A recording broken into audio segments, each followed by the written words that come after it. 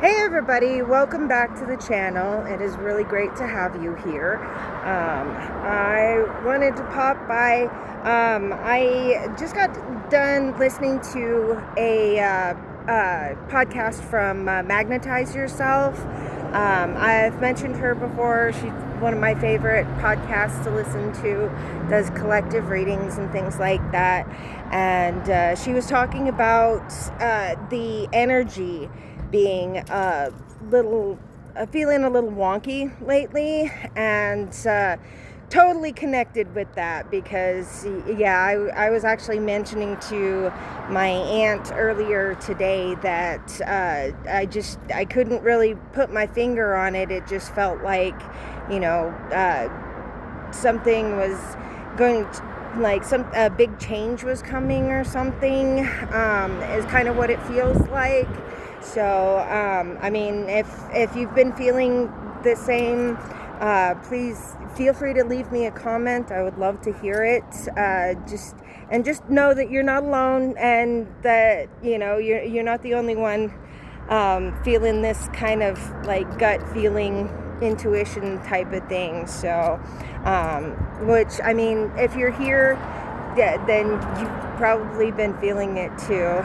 Of course, this time of year is usually really hard for me. Anyway, my husband passed away 6 years ago, officially today. He had his heart attack on the 14th, and this was Greg. I've mentioned him before in my videos. And the 14th was also my late boyfriend's birthday. See, it's still a little hard. I lost him in January of 2023. That was Taz. And on the 15th was Russell, my first late fiance's birthday. So, and then today's the day that we officially lost Greg. So it's a really, really rough time of year for me.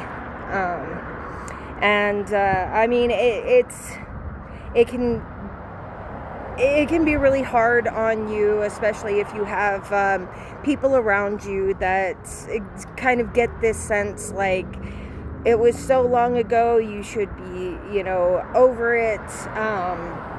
Like I said before, I have had people, that I've actually heard before, it's been a year, Amanda, you get over it type of thing. And it's not fair, and it's not nice, to do to anybody. And the shocking thing is that this person has lost somebody.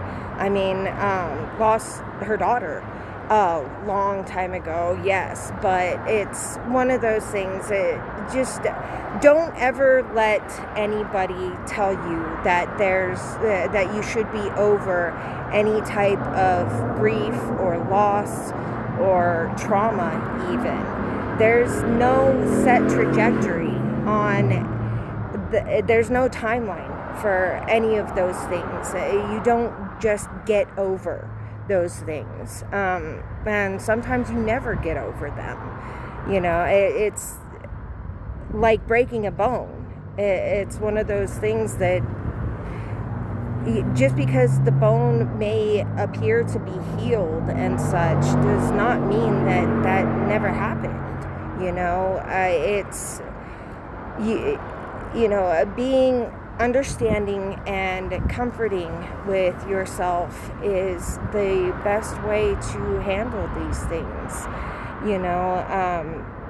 Being understanding and not too hard on yourself.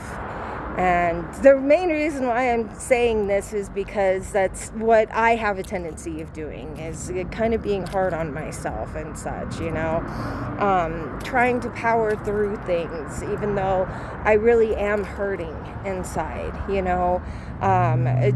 but I mean, it's not fair to me to do that. It's not fair for me to have to try to suppress my feelings to make everybody else feel comfortable. And the thing is the reason why people say things like that is because they're usually projecting their own fear, basically. I mean, it's not fair. I've said before that a lot of people like to attack the mirror instead of do proper introspection and really take a look at themselves. I think the main fear when it comes to a lot of people is that they see somebody strong when they look at me or when they talk to me and such. And so for somebody who appears to be so strong to break down in tears and things like that, it's scary for them, which I can understand. But one of the things that I've learned over the years is that it takes a lot of strength to show vulnerability. It takes more strength sometimes to be vulnerable and to be, to put yourself out there than it does to suppress these feelings or, try to ignore them or deny them. And I think a lot of people really do know that. And sometimes they're just not ready. And okay, if you're not ready, that's all right. That's okay too. But you can't ignore them or pretend like they didn't happen, because in my experience, suppression will come back and bite you, and usually at the most inopportune times. It's hard to keep those feelings buried, and you wind up hurting yourself even more. I mean, it's like getting, like having a piece of metal inside your body, and, every time you move, you wind up doing more damage than you could if you released that and take it out. I've been talking a lot to people about like trying to treat like emotional and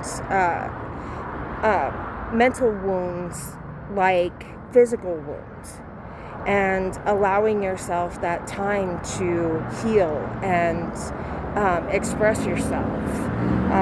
I've been journaling a lot, especially the last couple of days, of course, just remembering good memories, good times with the people that I had lost, and expressing them, and instead of trying to keep them inside to, like I said, make other people feel more comfortable. And I've actually been finding that it helps not just me, but other people around me when I express those memories and those feelings and things like that. I've been trying to kind of lead by example with other people and expressing these emotions and not trying to hold them back. And I found that a lot of people have been taking on that habit a lot more, and just like the growth and the confidence and things that I've seen in the people around me has just been so inspiring. And so I'm hoping that this starts a trend that, honesty and vulnerability become like the new normal, because that would be fantastic. Authenticity is a beautiful thing, and it feels so freeing, to be yourself, and to watch other people be themselves as well. You know, you become more comfortable with yourself, you become more comfortable with other people, because you're not trying to put on a show. I mean, my friend and I have talked about it quite a bit, because we know this person that lies a lot, and she's been caught in quite a few of them.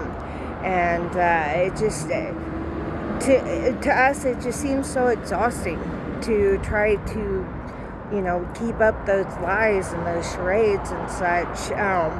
My daughter and I were joking around because I had told her a story that apparently I've told her many times before, and I'm just like, I go, see, this is why I don't lie, is because I can't remember like who I've told what, and so I just talk to a lot of people and such. But you know, it's easier, just, you know, and most of the time truth is stranger than fiction anyway.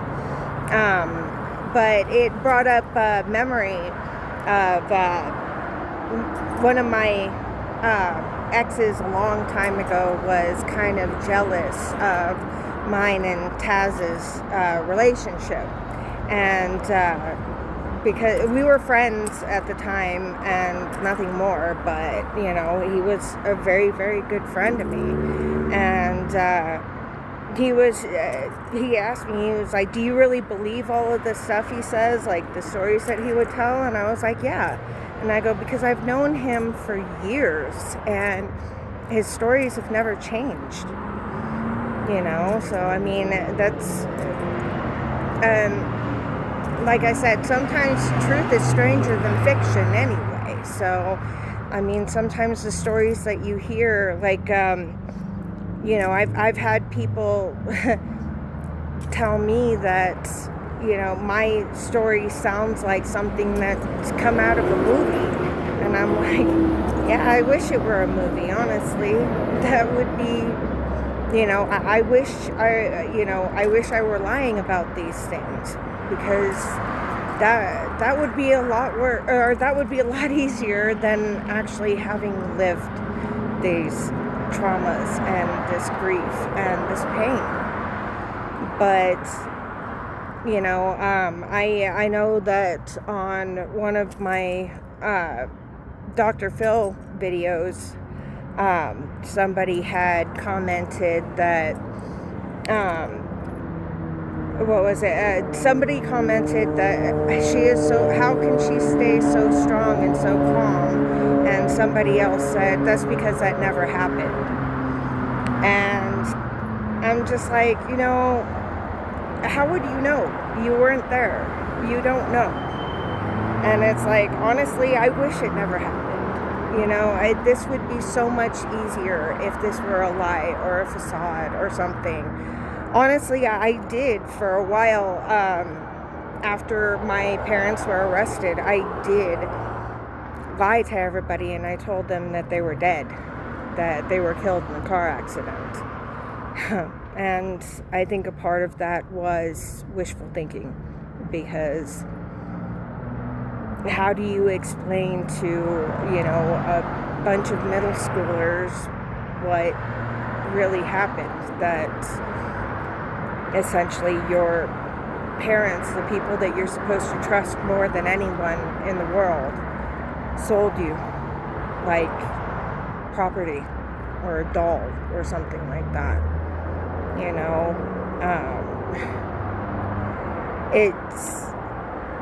but I mean, over the course of time, I stopped lying about it, and I started telling the truth, and honestly, it felt so much better being able to get that off of my chest, and finding out who my true friends were, you know? I mean, that's one of the things that, you know, the trauma that you've endured is not your fault. You didn't ask for it. Nobody does. Nobody wants to lose somebody that they really love. Nobody wants to be assaulted or molested or, you know, or what's happened to you. Nobody wants that. And it's not your fault. You didn't ask for it. You didn't imply it. You didn't, like, lead somebody on or anything like that.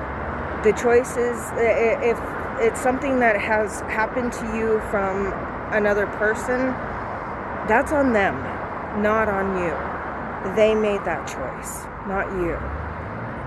You know, you didn't do anything to deserve that. So, I mean, but it can come across that way sometimes from some people. You know, like, they'll ask questions as far as, like, well, you know, basically implying that you did something. Like, did you do this, or did you, you know, what were you wearing, or what did you say, or something like that. And it's not fair. That's not fair to you at all. You didn't ask for that. Nobody does. And nobody deserves trauma or grief or anything like that. So please keep that in mind. And like I said, you know, follow your gut when it comes to dealing with or talking to certain people. If you don't have a good gut feeling, maybe it might be best to kind of excuse yourself from the situation before, you know, anything happens. And if something does happen, it's still not your fault.